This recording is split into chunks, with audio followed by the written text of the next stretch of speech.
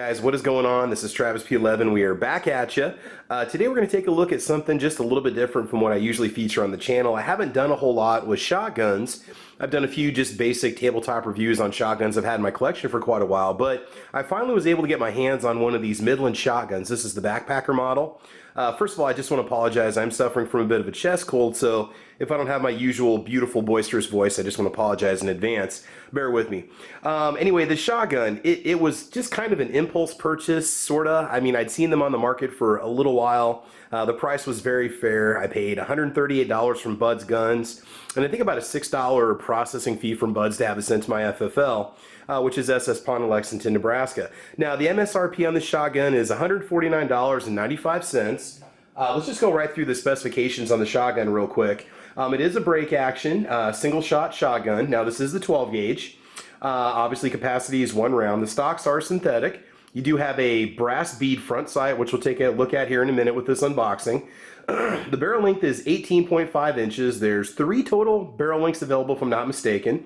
It does include 1 choke tube, which is modified, and it is threaded for Beretta style chokes. The trigger pull weight is 8 pounds and 11.5 ounces. The overall length of the shotgun, when it's obviously fully loaded, ready to go, is 33.5 inches.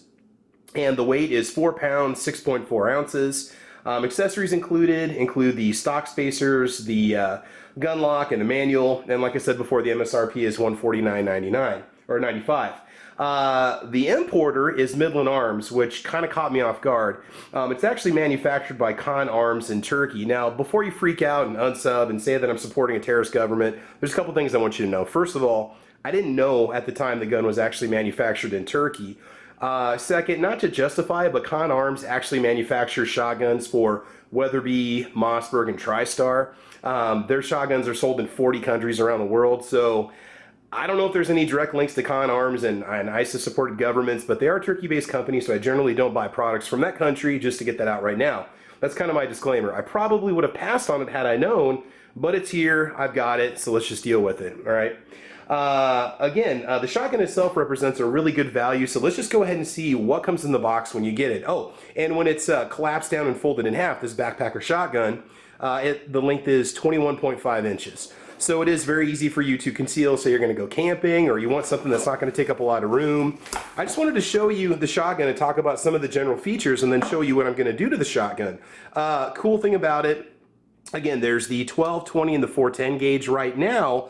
I do not believe you can buy the different calibers if you want to swap them out to go with the different gauge. They are interchangeable. You should be able to use the 20 gauge and the 410 with the 12 gauge frame, and all the way around it should work like that. The only difference is that the 410 does not have adjustable choke tubes. I don't know if it comes with just a factory improved cylinder choke tube or an open bore. I really can't tell you, but it does not have choke tubes for that caliber. A little bit more about it too. They are going to sell some centerfire barrels for it in the future, and I'm hoping they do like a 308 or maybe a 243 or I don't know, 556 or 223, which is going to be really cool. They're going to sell for about $109 from what I've seen online, and they're going to start selling them around June of 2018.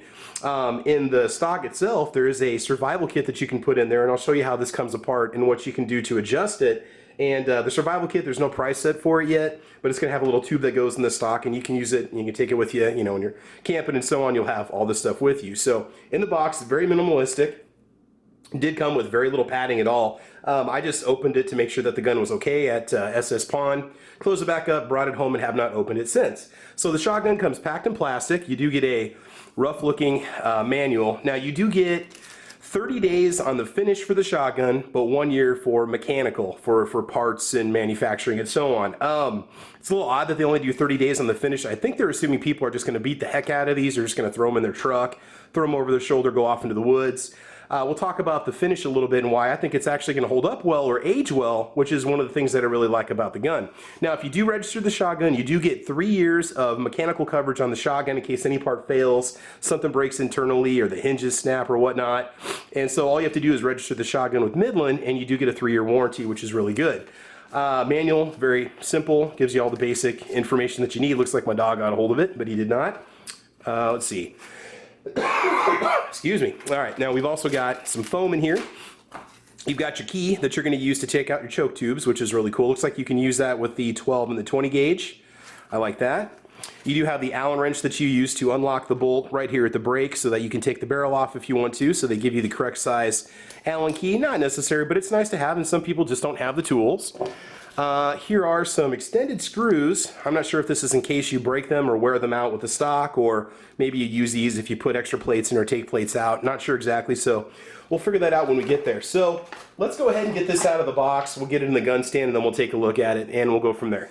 Okay, so I do apologize for the slight mess in the kitchen, but from the front to the back, I just want to talk about what you can expect when you pick up this shotgun. It does clean up nice. There's one small little defect I kind of noticed on it, but it's really not that big of a deal. Just considering what kind of a role the shotgun's going to play, which is just kind of a camping gun, truck gun, just kind of all around, just fun out in the dirt kind of gun, right? So up at the front, like I said before, you have a Beretta style choke tube setup. The gun itself is actually based on an old Beretta design that Con Arms, I don't know if they just used the design or bought the design and had manufactured themselves. And they were looking for an importer, which is why they contacted Midland, which had actually been producing more of the Navy Arms line of firearms instead of Midland shotguns themselves. So that's how Con and Midland came together from the research that I'd done. You do have a brass bead front sight. What I was talking about with the defect is the bluing is a little rough and thick up towards the front. And I think it's because of the cap that they put on it with the foam. I don't know if Midland allows the gun enough time to cure after it is actually blued, because it is traditional bluing. It's not painted, which I think is really cool. Should give it an awesome patina when it starts to wear. But Midland maybe just put some plastic around it instead of putting a foam cap on there, because it permanently kind of frosts up the bluing in the front, which not a big deal. I'm going to let it soak in with some CLP and just kind of let it saturate a little bit. And the gun is heavily oiled. I'm going to go over it and wipe off all the excess here in a little bit. Your fore end is synthetic. You do have panels that you can remove on the front and also the rear, which we'll get to here in just a little bit. You can swap these out for different colors. I'm hoping Midland does like some camouflage inserts, which would be really cool. They claim that you can swap them out for your favorite team colors, and they're going to have all sorts of different colors available, which I think is really cool. A couple screws and they come right out. You do have these QD sling swivels down here on the bottom, which I've got some loops to put on it. I've got a few accessories to dress it up just a little bit, and I'll show that off here in just a little bit. You do have a lever that's your cocking lever, and you also use this to break the action so that you can extract your shells and put your new round in. And really simple to do. I'll show you how that actuates here in just a little bit. The receiver itself is actually made from milled steel or forged steel. And the barrels themselves are made from solid steel blanks. They're deep hole drilled from solid steel. So you're getting quality components. You're paying a little bit more than, say, $99 for that H&R shotgun that you're going to get up at Walmart, that 12 gauge break action. Getting something maybe just a little bit higher up on quality, which is cool. I do wish it had an external hammer, but it does not. It does have an internal striker fire or internal hammer system for the actual cocking itself. One of the big complaints about it that I had read when I'd done some research on it was the weight of the trigger pull, which is set at 8 pounds and 11.5 ounces, which this is not an Accuracy Sporting Clays gun. Okay, this is a go out in the woods, get yourself a turkey gun, or maybe go after small deer if you're using some buckshot kind of gun. It's not going to be used for precision shooting at all, so keep that in mind. Also, I don't know if you can safely shoot slugs through the barrel. There was nothing listed in it in the instruction manual, so I really don't know what to tell you at this point. I'm kind of a shotgun noob, so this is more about the features of the gun more than anything else. Now, just after leafing through the instruction manual, it does say that they do talk about the differences between using steel and lead and which choke tubes you should be using and what to expect from the patterning itself, which is really good. As we make our way to the rear here, you've got more of the removable panels that you can customize and design. Again, those should be coming out in June of 2018, which is really cool. I'm glad they're doing that. And you do have an ambidextrous cheek pad or cheek rest. I guess you can call it cheek rest on both sides of the stock. We'll flip it around here and look at the other side in just a little bit. You've also got some spacers you can take out to shorten up the stock about 2 inches, maybe 2.5 inches, which is pretty cool. You got some little 3-inch wood screws that come out, which I'm going to do. And you do have a rubber butt pad on there to absorb some of the recoil, which I've been told the recoil with a 3-inch round, in case I hadn't mentioned that, it can handle up to a 3-inch round with some double lock buck, is going to be a little bit stout. Okay, a couple more cool features here. I wasn't sure if this would show up in the light or not. You've got a little groove that's machined into the rear of the receiver. You can use that to aim down the rear of the gun with your front brass bead, and it does give you a decent little sight picture for putting your front bead on target. It's very easy. And you also have this tactile cocked indicator right here on the side. It's a little nub which is going to pop up, and you can feel and tell if the gun is cocked. Now, I don't know if it's safe to dry fire, Again, I usually don't dry fire my over-under shotgun or most of my shotguns in general, so I'm not going to do that with this one, but it is cocked, obviously not loaded, as we had taken it out of the gun, unloaded, and all I did was wipe it off and close the chamber, the barrel. So, all right, let's go ahead and show how the action works and how that functions, and we will go from there. Again, like I said, I'm not going to dry fire it, no big deal. You do have a steel trigger, which is nice. You do have a polymer trigger group, which might be used to keep down weight and cost, etc. That's not uncommon on a lot of shotguns to see that. Got your importer information on here, the Gibbs rifle, Martinsburg, West Virginia, Midland backpack shotgun. Midland logo is I don't know if that's etched on the side or painted or how they do that, but I mean, overall, the fit and finish is not bad for a $149 gun. It does clean up rather nice, and the finishing marks and stuff are not too rough. So to cock the shotgun, what you do is you pull back on this lever, or lever, if you're a Yankee Marshall fan or a Canadian, and just go ahead and break the shotgun down. That is basically going to cock the internal hammer or striker, whatever you want to call it, it's fine. And it also allows the extractor to pop up. It's got a little spring behind it which pushes it up. It does not eject the shells, it's not going to spit them out. It's just going to push them up and you can extract them manually yourself, which is fine with me. When you look at the rear profile of the 1220 and the 410, these parts are almost all identical. The only difference is the thickness of the barrel, which means you can interchange the 12, the 20, the 410, and the 3 different barrel lengths of each one with these guns. At least I'm assuming there's 3 different barrel lengths available. A little bit of the receiver here for you. Let's take a look at that. Again, with these black guns, it's a little hard to show that off with the light. I do apologize for that. You've got that little hole right there where the striker's going to pop out, where your hammer's located. But I mean, overall, the finish is really not that bad. I'm pretty happy with what I see so far. You've got the serial number engraved in here also. The action is, you know, it's new, so it's fairly tight. It doesn't just like fall down. It does stay locked into place, but I'm sure it'll break in nicely as time goes on. And if I can see it here. Yeah, here's the, on the left-hand side, by my thumb here, this is where your Allen screw is going to go, your Allen head wrench is going to go, so you can take that screw out so that you can pull the bolt out in order to pull the barrel off. So that's really all it takes is about 5 minutes to swap out your calibers, which I think is really cool. You know, at $109 for a different caliber, I can play around with that. That's kind of fun, just something neat to mess with. And you can see just how much it actually will, how much more compact it becomes. Length to pull is perfect for me. I'm kind of an average size male, about 5'11". Medium size arms, nothing too short, nothing too long, and it's comfortable, but I am going to go ahead and take the spacers out. My wife, who's shorter than I am, had a little bit of trouble with the length to pull on this, so we're going to take it out, shorten it. It'll be easier for her to use, and I have no trouble using a shorter shotgun anyway, so we're not going to worry about that. Again, ambidextrous cheek rest, which is really cool, and we'll go ahead and take these screws out. I'm just going to show you. They're just located right here on the back. A couple wood screws. We'll take those out and show you what it looks like when you take it off and what to expect. All right, let's go ahead and move on.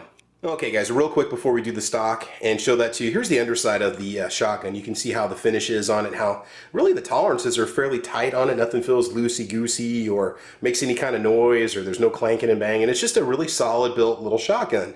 You do have a crossbolt safety on the rear, which is nice. Might be familiar with that style. And again, you can see the polymer trigger guard. Again, I'm sure you have metal internals for the trigger group itself. I might have referred to it as a polymer trigger group. It's not just the trigger guard itself. Okay, let's move on to that stock. Okay guys, just to show you the rear here, again, so I believe the survival kit is going to go on the bottom. We took out the screws and here they are. They're fairly lengthy, and again, you get the shorter screws that you can use once you take those spacers off.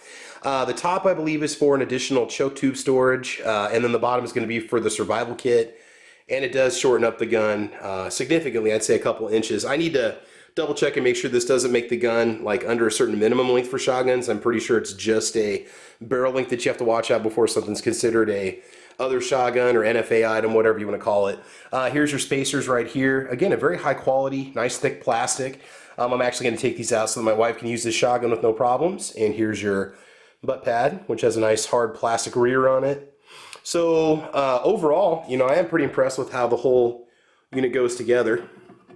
And just simply put that on, and we'll put those shorter screws in. I'll shorten it up a couple inches and make it even more flexible for concealment in the backpack and so on. So what I'm going to do is do that, and then I'm going to come back and just show you some of the accessories that we're going to put on the gun. We're going to dress it up a little bit, and we will go from there. All right, hang tight. Okay, so to continue the theme of budget price goodness, we're just going to put a little Butler Creek Easy Rider sling on it. These are great. I have these on all my rifles, all my long guns, and including my shotguns.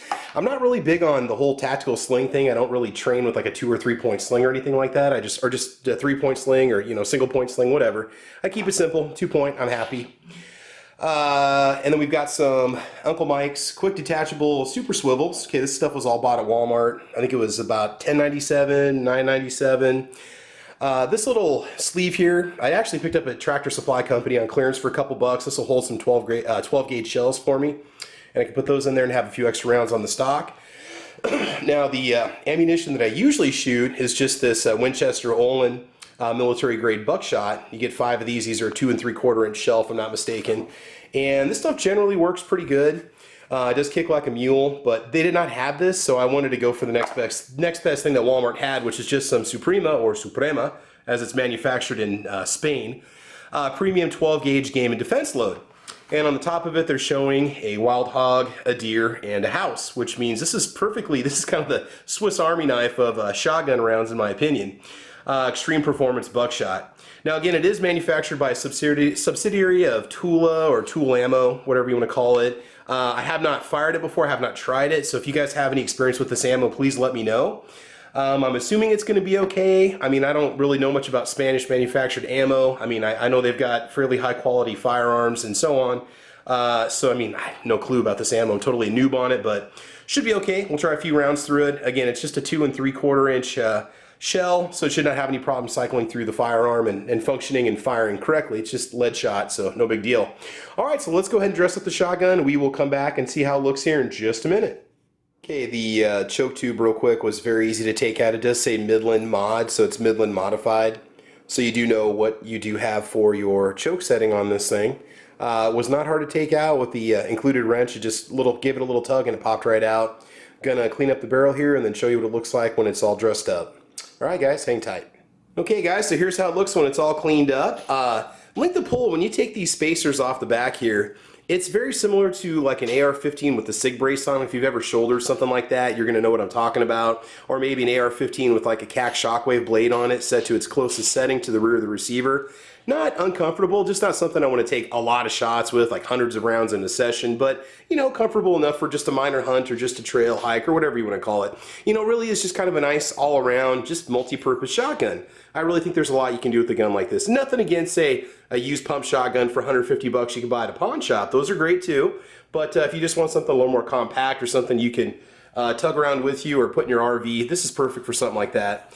Again, minor gripe. You can see it's going to be hard to get the focus in on this. A little bit of frosting up towards the front and the texture, a little frosted, and it does smooth out. You can see how it's a little more of a matte finish right here. Just minor gripe. I don't know if it's because of the thinness in the metal and the bluing treatment and the choke tubes, or if it's, it's really hard to tell. I don't think I'm going to contact the company about that because, like I said, this thing is going to take a little bit of wear and tear. Plus, you've only got a 30-day warranty on the finish anyway. But either way, we're just going to take it, shoot it, have some fun with it, range test it, see how it runs, and that's pretty much it, guys. So we'll see how this ammunition performs too. I'll take other grades of shotgun ammunition with me too, just in case this is a little too punishing for the shoulder, but I think we'll be okay to fire a few rounds through it. Would make a nice self-defense round if you had to. Obviously there's better weapons out there that you should use, but if this is all you can afford, if this is all you have, I'd take it over nothing, to be honest with you guys. So that is it, guys. This is the Midland Backpack or Backpacker Shotgun. Oh, real quick, barrel links before I forget. They are available in 18.5 inches, 22, 24, and 26 inches, at least in the 12 and the 20 gauge. I really can't tell you about the 410, but you can get some fairly lengthy barrels if you don't really care about the compactness of it. If you just want a nice long barrel, single shot shotgun for whatever reason, you can definitely go that round too. And just something to take into consideration, the 410 is a little bit heavier than the 12 gauge. I mean, it should be obvious, but if you don't know shotguns, you've got more steel in the barrel because they're using the same blank for that they use for the 12 gauge. So you've got a heavier barrel. So it isn't necessarily going to be more comfortable or more maneuverable for a small child. Say if you're going to train a kid to use a shotgun for the first time, just kind of keep that in mind. But again, with the shorter length of pull and the shorter barrel and a nice light load, it might make a nice first shotgun to train your kid on, your son or daughter, and take them out in the field and shoot some clays and so on. So that's it, guys. Thanks for joining us today. Thanks for putting up with my chest cold. Got a lot more videos coming your way. Definitely hang with us on the channel, bringing you all kinds of fun content. Guys, you can follow me on Facebook, Twitter, Instagram. I'm also on gunchannels.com with my Saturday morning podcast called The Caliber Corner. So, guys, that's about it. I want you to have fun. I want you to be safe. And as you know, we will talk to you soon. All right, guys, take care. Bye-bye.